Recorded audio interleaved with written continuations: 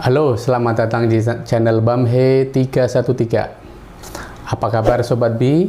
Semoga dalam keadaan sehat.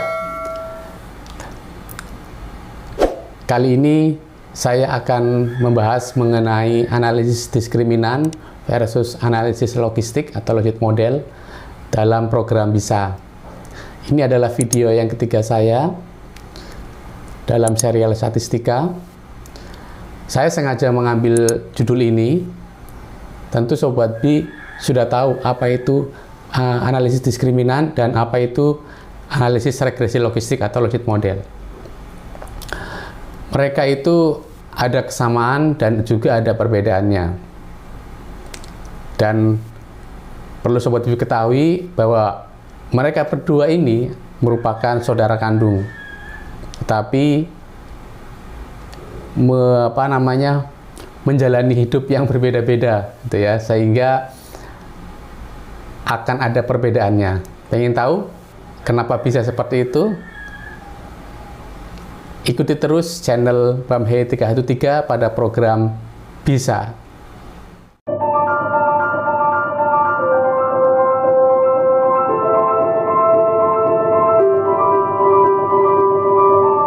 Sobat B, seperti yang sudah saya jelaskan di atas, kenapa saya mengambil judul ini, ya, kita menyandingkan, bukan menandingkan, ya, menyandingkan, bahasanya versus, ya, dua teknik statistik ini. Mereka berdua itu lahir dari ibu yang sama, ya, dari ibu yang sama, tetapi dia menempuh jalan hidup yang berlainan, seperti itu.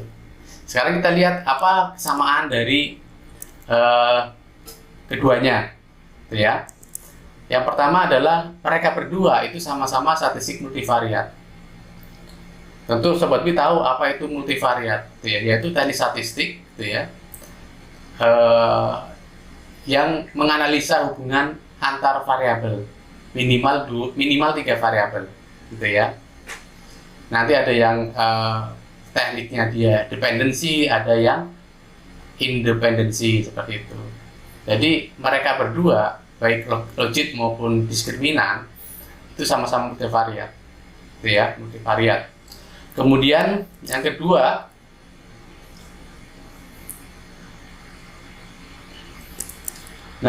itu mereka variabel dependennya, ya, atau y-nya lah intinya orang menyebutnya gitu, walaupun nanti belum tentu y, itu sama-sama non metrik, ya. Non metrik itu artinya dia bertipe kualitatif, ya, yaitu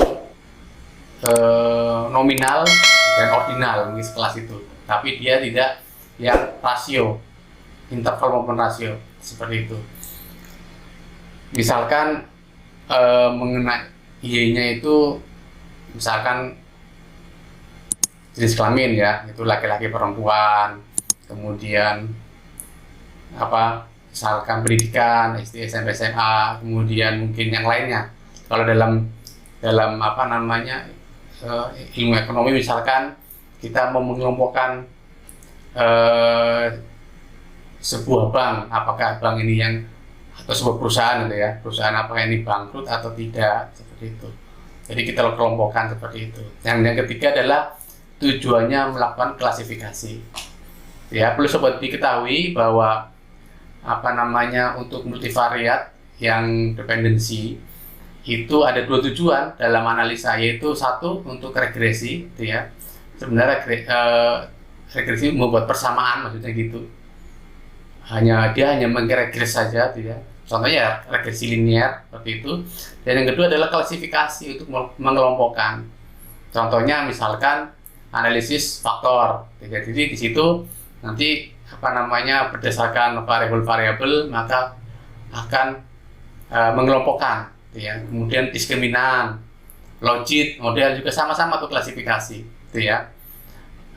Terus kenapa analisis faktor tidak dimasukkan di dalam pembahasan ini? Nah, kalau analisis faktor jelas-jelas berbeda, walaupun mereka bertujuan sama-sama klasifikasi, tapi mereka berbeda, gitu ya. Kalau yang analisis faktor, y-nya itu nggak diketahui, dan nama kelompoknya maupun jumlah kelompoknya dalam analisis faktor itu tidak diketahui. Tapi kalau logit maupun diskriminan, sudah kita yang nentuin ada sekian kelompok gitu ya. Nah, kita sudah yang menentukan oleh peneliti sendiri. Jadi itu suatu hal yang berbeda. Nanti kalau memang Sobat Bi ingin saya membahas mengenai analisis faktor, nanti akan saya bahas gitu ya. Kemudian kita lihat ibu mereka asal muasal gitu ya. Di sini semua baik diskriminan maupun logit itu berangkat dari hal yang sama, itu ya, yaitu dari perbandingan antara peluang munculnya suatu kelompok dibanding dengan kelompok yang lain. Ternyata kalau di logaritmakan atau learn itu mereka berbentuk linear, gitu ya, bentuk linear. Nah, kemudian kalau kita reformulasi ulang rumus persamaan di atas, itu menjadi seperti ini, gitu ya. Kemudian kalau kita rubah lagi, nah inilah persamaan bahwa peluang munculnya suatu kelompok, gitu ya, untuk X tertentu berbentuk eksponen dari persamaan linearnya dibagi dengan 1 plus eksponen dari persamaan linearnya. Nah, mungkin Sobat Bi jangan bingung ya, kok banyak persamaan seperti ini ya. Memang saya sengaja menyajikan ini karena biar Sobat Bi tahu bahwa mereka sebenarnya agak ada kesamaan, yaitu dari berangkat dari hal yang sama ya. Nah, kemudian di sini kita akan mencoba membuat suatu fitting gitu ya, istilahnya ketika ingin membuat persamaan gitu kan, kita namanya fitting model gitu kan. Itu kita tentu harus mengestimasi berapa koefisien dari persamaannya itu sendiri. Misalkan di sini lambangnya adalah beta gitu ya. Beta nolnya berapa, beta 1 berapa, itu adalah koefisien dari persamaannya. Nah, untuk membuat fitting itu, maka kita berangkat dari joint probability, yaitu peluang munculnya X tertentu, X itu semua variabel X-nya itu ya, yang ada di kelompok tertentu, misalkan K seperti itu, merupakan perkalian dua variabel, yaitu peluang X itu sendiri gitu ya, dikali dengan peluang munculnya kelompok tertentu K ya, diketahui untuk X tertentu. Baik, sekarang kita mulai dari logit model. Kita sama, mulai dari yang tadi. Kemudian ini juga sama seperti yang tadi, tidak berubah. Nah, dalam menentukan mengestimasi parameter, logit model itu dia mengandalkan persamaan peluang munculnya G untuk X tertentu ya, di ruas kanan ini. Terus peluang untuk X bagaimana? Ternyata di dalam logit model distribusi dari X itu sendiri diabaikan, gitu ya, diabaikan. Jadi mereka lebih memaksimalkan conditional probability atau probabilitas bersyarat yang ada di bawahnya ini. Mereka akan memaksimalkan persamaan ini. Nah, tentu ketika mengabaikan distribusi dari X sendiri, ya, dalam perhitungannya tentu akan berdampak. Nanti kita lihat dampaknya apa. Nah, kalau kita sederhanakan, ya, maka ini adalah len dari out-nya yang tadi linear, ya. Ini adalah out-nya. Kemudian kalau len kan dia berbentuk linear, tadi sudah saya jelaskan di slide sebelumnya. Nah, kemudian kita membentuk persamaan likelihood, gitu ya. L, di mana variabel adalah theta. Theta di sini adalah parameter ya, bukan X lagi, tapi theta. Nah, untuk membentuk mengestimasi tetanya atau parameternya atau koefisiennya, ibaratnya itu ya, kalau secara sederhananya kita memaksimalkan persamaan di atas, gitu ya. Dengan bagaimana cara memaksimalkannya? Ya dengan cara fungsi L ini diturunkan terhadap theta sama dengan 0, maka ketemulah tetanya, gitu ya. theta itu bisa berupa B0, B1, B2 dan sebagainya. Mungkin kalau dalam aplikasinya adalah koefisien, gitu ya, koefisien dari persamaannya seperti itu. Nah, terus dampaknya apa? Yang pertama, tidak ada asumsi normal. Jadi biasanya sobat bi kan tahu, misalkan dalam regresi linear, tentu asumsinya bahwa X itu harus berdistribusi normal. Tapi dalam logistik itu atau dalam logik tidak, ya. Jadi tidak perlu distribusi normal. Kenapa? Karena tadi yang saya katakan bahwa dalam pembuatan modelnya mereka mengabaikan distribusi X itu sendiri. Jadi nggak penting X itu berdistribusi apa, ya. Kemudian yang kedua, sampelnya harus besar. Ya, kenapa harus besar? Nah, perlu sobat diketahui, ketika kita mengabaikan salah satu komponen, ya, dalam perkalian ini namanya bias, ya, Bayesian model atau persamaan probabilitas bersyarat seperti ini, maka kita akan kehilangan informasi tentang parameter. Nah, kemudian bagaimana untuk menambahkan informasi? Ya, dengan cara menambah sampelnya. Jadi semakin besar sampel, maka logik makin akurat dalam melakukan prediksi. Kemudian yang ketiga, ya, itu adalah karena dalam membuat fitting modelnya, dia membandingkan dua kategori, gitu kan. Maka ketika kategorinya lebih dari 2, misalkan 3, ya kan, itu kurang akurat dan kurang efisien. Bukan berarti salah, ya kan, hanya kurang akurat saja. Jadi misalkan nih ada 3 kelompok, ya, pasti dalam analisanya nanti ada satu kelompok menjadikan jadi referen, gitu ya, sebagai acuan. Misalkan kelompok 1, 2, 3. Nah, yang jadi acuan misalnya kelompok 3, nanti kelompok 2 bandingkan dengan kelompok 3, kelompok 1 dibandingkan dengan kelompok 3. Pasti seperti itu, ya kan? Nah, kemudian kita ke analisis diskriminan. Sama, kita berangkat dari peluang joint probability, gitu ya. Merupakan perkalian dari X dan perkalian dari munculnya kelompok tertentu untuk X tertentu, gitu ya. Nah, di ruas kiri kita boleh memecah hal yang sama, gitu kan? Ya, peluang munculnya K dikali dengan peluang munculnya X untuk K tertentu, dibalik, kan boleh-boleh saja, gitu ya. Dalam teori probabilitas bersyarat, ya. Nah, kemudian ruas kanannya akan sama. Nah, di dalam analisis diskriminan kita mengasumsikan bahwa X ini berdistribusi normal. Jadi X ini berdistribusi normal itu adalah asumsinya, gitu kan? Karena apa? Karena yang kita tahu adanya ini. Kalau K kan kita belum tahu apa distribusinya. Sehingga ketika X ini berdistribusi normal, maka secara otomatis ketika X sudah dikombinasikan dengan Y-nya atau dependennya, maka dia menjadi distribusi normal multivariat. Ya. Seperti apa bentuknya? Nah, ini adalah bentuknya. Ya, ini adalah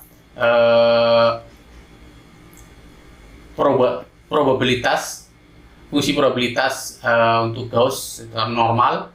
Nah, ini adalah peluang munculnya K, gitu ya. Sehingga kombinasi keduanya itu adalah jadi multivariat normal distribution, gitu ya, atau distribusi normal multivariat. Nah, tapi kenyataannya, ya kan, menurut para ahli untuk mencari atau melakukan uji terhadap normal multivariat itu susah, gitu ya, susah. Nah, sehingga para ahli biasanya atau para peneliti dia tetap menggunakan normal yang univariat, yang sendiri-sendiri, gitu ya. X1 diuji normal apa enggak, X2 dan seterusnya. Bukan secara multivariat karena memang susah untuk mendapatkannya. Nah, kemudian untuk mengestimasi atau untuk melakukan fitting model atau mengestimasi persamaannya, dia memaksimalkan dari distribusi ini, yaitu multivariat, normal multivariat, gitu ya. Nah, jika kita kita pecah lagi persamaan Gauss atau normal dengan asumsi bahwa mereka memiliki variansi yang sama, maka terbentuklah persamaan yang ada di bawah ini, gitu ya, persamaan di bawah. Nah, perlu sobat diketahui bahwa persamaan ini linear terhadap X, gitu ya. Nggak usah dipikir kalau ada persamaan seperti ini, persamaannya susah, gitu kan. Ya, jadi saya memang tidak akan bahas detail, hanya kulit-kulitnya saja, biar sobat tahu saja. Nah, kemudian dampaknya apa, gitu ya? Yang pertama, jadi di sini harus terpenuhi asumsi normal. Jadi dalam analisis diskriminan, syarat kenormalan itu wajib hukumnya, gitu ya. Syarat harus normal distribusinya. Kemudian yang kedua, variansi harus sama. Jadi antara variabel-variabelnya itu dia harus memiliki variansi yang sama. Dalam artian tidak terjadi heterokedasticity, gitu ya, mana variansinya berbeda jauh, itu tidak diperbolehkan. Kemudian yang ketiga adalah cocok untuk sampel kecil. Kenapa ini sampel kecil cocok? Ya karena dari persamaan join probability kita sudah mendapatkan banyak informasi, gitu ya. Jadi tidak perlu menambah sampel. Nah, seperti itu. Tapi pengertian sampel kecil juga ada perbedaan pendapat, gitu ya. Nanti saya jelaskan. Nah, dari dua hal ini, gitu ya, ternyata antara logit maupun diskriminan itu mereka berangkat dari hal yang sama, yaitu dari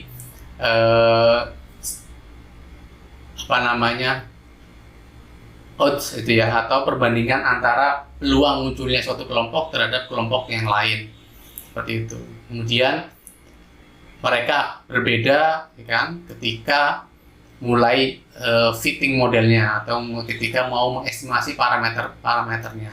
Ada yang logit misalkan dia tidak pakai asumsi normalan karena yang dia maksimalkan adalah yang conditional probability atau probability bersyarat. Tetapi kalau yang diskriminan, ya kan, dalam fitting modelnya atau dalam estimasi parameternya dia menggunakan fully probability atau istilahnya ya, gabungan probabilitasnya, gitu ya, bukan yang hanya sebagian yang tadi yang seperti di logit. Sehingga kalau dari pendekatan ini secara matematik sebenarnya lebih bagus dari diskriminan secara matematik, gitu ya, seperti itu, karena memang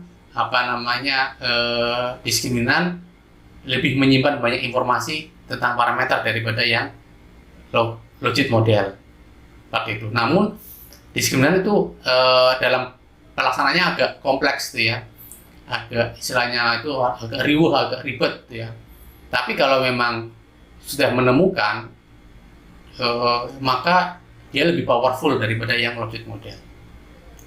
Nah, dari sini yang keempat adalah kelompok lebih dari 2 itu lebih akurat, ya. Jadi karena pendekatannya tadi dia memaksimalkan normal multivariat, ya. Jadi dia tidak memandang berapa jumlah kelompok, itu. Beda dengan yang logit, ya selalu membandingkan dengan 2 kelompok. Ya, kemudian kesimpulan, gitu ya, dari balik lagi nih. Dari pembahasan tadi, maka Sobat B, di sini ada 4 hal yang perlu diperhatikan oleh Sobat B. Apakah Sobat B akan menggunakan logit atau akan menggunakan diskriminan model? Yang pertama, asumsi normal. Tadi sudah saya jelaskan bahwa logit tidak ada asumsi normal. Kalau diskriminan harus ada. Jadi ketika Sobat B tidak ingin direpotkan dengan asumsi normal, gitu ya, maka gunakan logit model, gitu ya. Jadi Sobat Pi nggak perlu membuktikan bahwa variabelnya berdistribusi normal, nggak perlu, gitu ya. Kemudian yang kedua, ukuran sampel. Nah, logit itu harus menggunakan sampel besar. Nah, para ahli itu memang berbeda pendapat apa definisi sampel besar, gitu ya. Tapi di sini saya mengutip yang lebih dari 400. Memang selayaknya itu sampelnya lebih dari 400, gitu ya. Makin besar makin akurat. Itu untuk logit. Tetapi untuk diskriminan itu sampel kecil pun diperbolehkan. Nah, definisi sampel kecil juga bermacam-macam. Ada ahli yang mengatakan minimal sama dengan jumlah variabel independennya, betul. Ada juga yang mengatakan minimal 2 kalinya dari jumlah variabel independen, gitu ya. Nah, di sini artinya yang paling kecil kan berarti sama dengan jumlah variabel independen. Yang paling kecil, gitu ya. Makin banyak ya makin bagus lagi. Kalau dari ukuran sampel, gitu ya, antara logit dan model, misalkan ukuran sampelnya sama seperti itu, maka kekuatannya lebih bagus diskriminan. Kemudian jumlah kategori atau jumlah kelompok. Untuk yang logit, dia lebih akurat kalau kelompoknya 2. Kalau 3 bagaimana? Ya kurang akurat, bukan berarti salah, tapi akurasinya menurun. Makin banyak kelompok, dia makin menurun. Beda dengan diskriminan. Dia robust atau dia stabil, gitu ya, kokoh ketika untuk jumlah kategori berapapun. Kemudian yang ketiga, kekuatan fungsi atau persamaannya. Yang logit baik, tapi yang diskriminan lebih baik lagi, ya. Cuma tadi yang saya katakan diskriminan memang treatmentnya lebih banyak, gitu ya. Ada asumsi kenormalan itu yang harus diuji, gitu ya. Seperti itu. Jadi Sobat Pi, dari pembahasan ini Sobat bisa lihat antara logit dan diskriminan, gitu ya, mana yang lebih baik, gitu ya. Sebenarnya dua-duanya baik tergantung kondisinya. Ada yang mungkin suka logit model, ada yang suka diskriminan model. Tetapi perlu diingat bahwa kedua-duanya itu ada kesamaan tadi yang saya sampaikan. Sama-sama untuk mengklasifikasikan dan sama-sama variabel dependennya dia non-metrik, gitu ya, atau kategori. Ya, dan tentu keduanya juga mempunyai perbedaan-perbedaan yang tadi sudah saya jelaskan. Itu saja pembahasan saya tentang logit model dan diskriminan model. Jika Sobat Pi ada pertanyaan terkait ini atau ingin saya membahas yang lain, silakan komentar di kolom komentar itu ya di bawah. Dan jangan lupa like dan subscribe video saya. Terima kasih. Sampai jumpa.